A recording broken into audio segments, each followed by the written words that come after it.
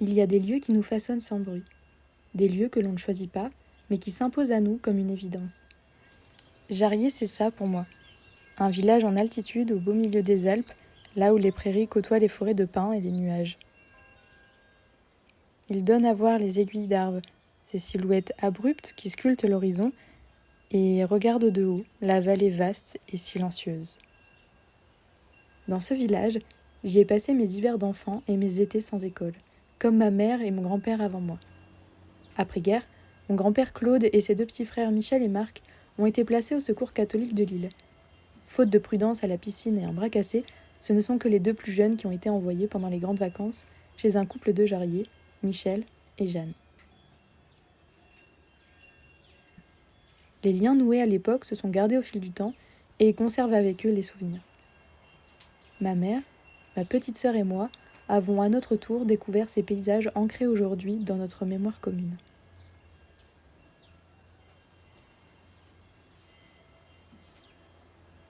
Je suis née ailleurs, mais c'est ici que j'ai appris le goût des vacances, le silence et la lenteur. C'est ici que j'ai compris qu'un lieu peut marquer une vie. Ce village, avec ses doux bruits d'oiseaux et de cloches, parle à l'enfant que j'étais. Et encore aujourd'hui, ces pierres, ces chemins, ces chapelles, ces bois, ces cascades me parlent une langue qui me replonge en enfance. En fermant les yeux, je retrouve les premières images. Je me revoile des matins gelés, de la buée sur les vitres parce qu'il faisait trop chaud à l'intérieur, des gants trop grands et de l'air glacé qui nous piquait le visage. Les hivers étaient blancs, à l'instar de ma combinaison de ski bleu ciel et mon casque jaune. Avec ma petite sœur, on se levait avant tout le monde pour enfiler nos habits de ski. On engloutissait notre petit déjeuner et on filait vers la voiture, les skis sous le bras, emplis d'excitation pour nos leçons. À notre retour, le feu crépitait et un bon goûter nous attendait.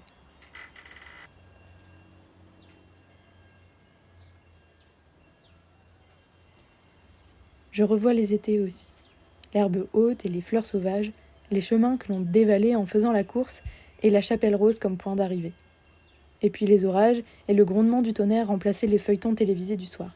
Assises dans nos petites chaises sur la terrasse, on observait les aiguilles disparaître dans les nuages sombres, zébrés par les éclairs. Chaque après-midi, ou presque, c'était le même rituel que l'on retrouvait à chaque vacances. Ma petite sœur, ma grand-mère et moi, attablés pour une partie de Scrabble bien trop difficile pour nous, une infusion pomme-cannelle dans ses tasses grises et Hercule Poirot en fond sonore pour parfaire l'ambiance.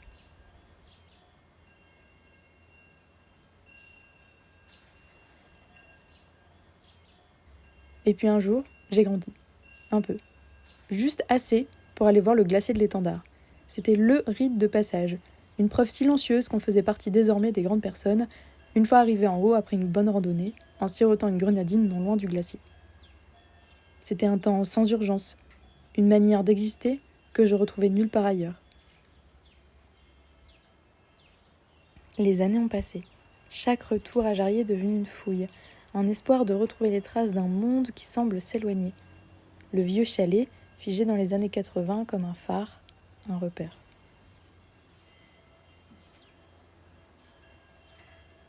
La neige tombe moins souvent. Parfois, elle ne vient plus du tout. Les montagnes sont brunes et les saisons s'effilochent. Les stations ferment, les remontées mécaniques rouillent, immobiles comme des vestiges d'un autre temps. Le glacier de l'étendard, que j'observais fièrement avec ma grenadine, recule chaque année. Il s'efface doucement, comme s'il voulait disparaître sans faire de bruit. Là-haut, le panorama change, et avec lui quelque chose en nous aussi. Même les repères des anciens se brouillent. Autrefois, quand les nuages s'accrochaient aux aiguilles, on savait que la pluie tomberait sur Jarrier le lendemain. Aujourd'hui, ces signes ne disent plus rien. C'est une sensation étrange, presque troublante, comme si l'on retournait dans un lieu que l'on connaît par cœur et qui nous ne reconnaît plus.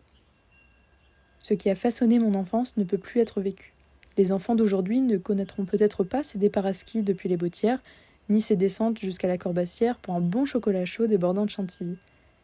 Et nous ne reverrons plus, ou alors de moins en moins, les sculptures de neige dans les jardins après une bonne nuit fraîche et enneigée. Le paysage change, et avec lui, lentement, notre mémoire s'efface. Ce n'est pas seulement la neige qui disparaît, c'est un monde, une manière de vivre au rythme des saisons. Des gestes simples, une forme de confiance que l'on croyait éternelle. Et même si on s'adapte, quelque chose en nous reste dans le passé. Longtemps, je me suis demandé si j'étais la seule à ressentir cette forme de malaise, ce vide, ce décalage entre les souvenirs que j'avais et ce que mes yeux voient. Alors j'ai voulu écouter ceux qui ont vu défiler les hivers, ceux pour qui la montagne est une histoire de vie entière. J'ai rencontré Jacques. Il parle avec sagesse de ceux qui ont tout vu, mais dans ses mots il y a quelque chose de flou, comme si le changement faisait partie du décor. C'est vrai que c'est à la longue, hein, c'est pas du jour au lendemain, hein. C'est à la longue qu'on se rend compte qu'il y a moins de neige, que bientôt on fait les jardins plus tôt parce qu'il n'y a pas de neige et ça revient vite. Et c'est pour tout pareil, quoi. Enfin, ouais, c'est à la longue quoi, qu'on peut se rendre compte. C'est pas les mêmes hivers et tout qu'avant, mais on fait avec. Enfin, le plus c'est pour les stations et tout, quoi, qu'ils en souffrent et tout, mais en fin de compte, ça dépend les années. Elles arrivent quand même à tourner quasi normalement, quoi.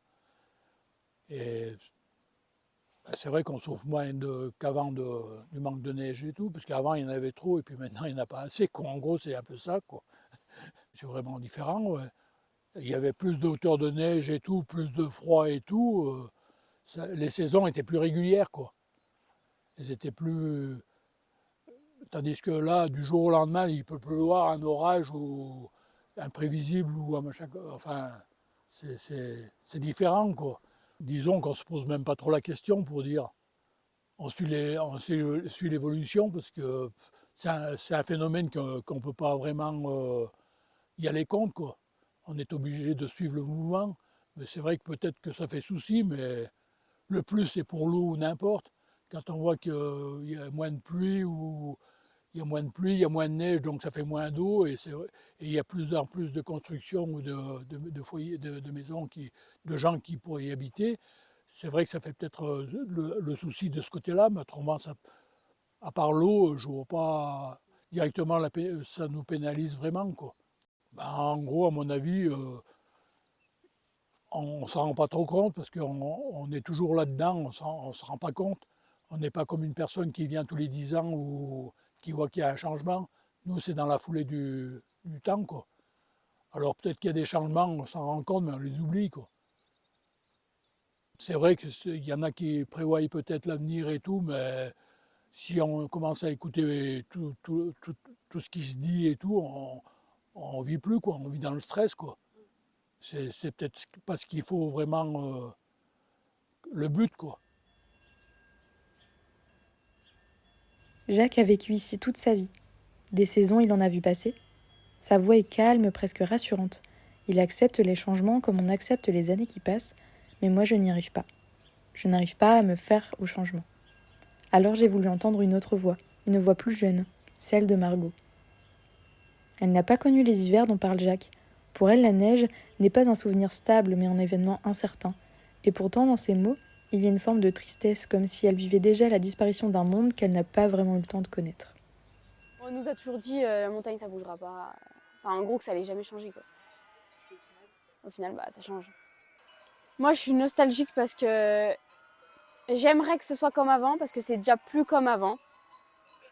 On sait que ça va être encore pire plus tard, parce que enfin c'est fortement, enfin c'est même impossible que ce soit mieux, mais ça va être pire plus tard et on sait quand même enfin je sais qu'aujourd'hui, au jour d'aujourd'hui, il y a quand même des trucs qui ont bien changé. Et moi, je suis triste au niveau nostalgique. On sait qu'il y a des trucs qu'on pourra plus refaire ou des trucs même. On sait déjà que prochainement, ce sera impossible de refaire. Encore un exemple, le ski, quoi.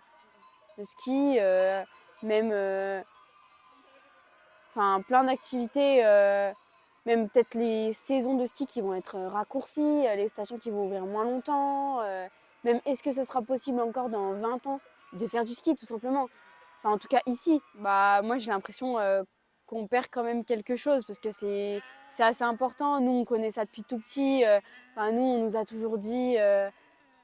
Enfin, l'hiver, pour nous, ça a toujours été quelque chose. Pour les gens qui vivent ici ou même des stations aux alentours, on a tous été tout petits sur les skis ou a toujours pratiqué les sports d'hiver. Enfin, c'était quelque chose, quoi, l'hiver.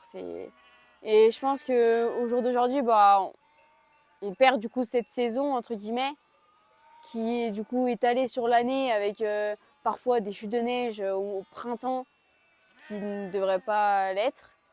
Et du coup, c'est surtout au niveau de l'hiver que je ressens ça.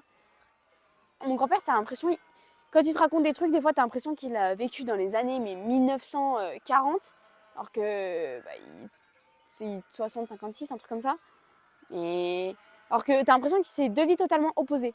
Moi, je pense que déjà, on nous a pas mal menti, hein. On nous a tous dit, ouais, la montagne, ça bouge pas, ça change pas. On nous a tous dit ça quand on était petits, qu'en mode, il y aurait toujours ça, c'est normal, c'est toute ta vie, il y aura ça. Enfin, les saisons, c'est comme ci, comme ça. Enfin, mon grand-père, je sais qu'il descendait, il pouvait descendre. Enfin, il y a des copains à lui qui descendaient sur la route avec des luges. Mais parce qu'il y avait de la neige, c'était pas en mode tu risquais, ah bah peut-être qu'il y avait un petit trou là. Non, il y avait de la neige, donc tu pouvais y aller tranquille, quoi. Ce que dit Margot résonne en moi. Elle est née dans un monde déjà abîmé, mais elle y tient quand même. Elle parle de la neige comme un souvenir volé, un rêve qu'on lui aurait raconté trop tard. Chez Jacques, c'était l'habitude. Chez Margot, c'est un manque futur. Et moi, je suis quelque part entre les deux. Témoin impuissant d'un glissement invisible, comme si la montagne se défaisait doucement sous mes pas, sans bruit.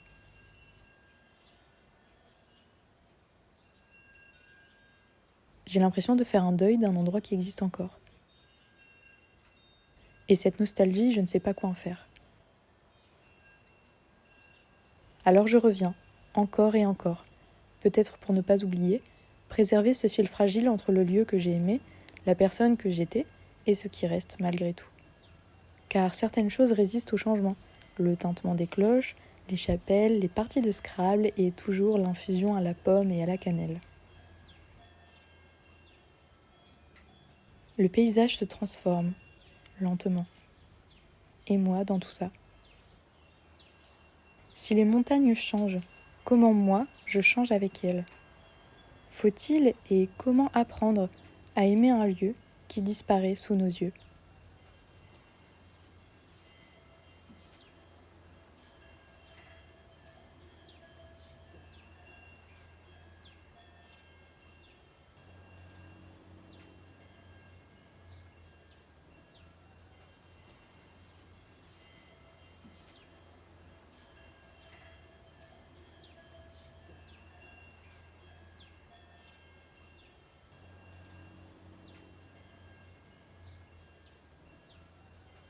On reste attaché à notre montagne, quoi.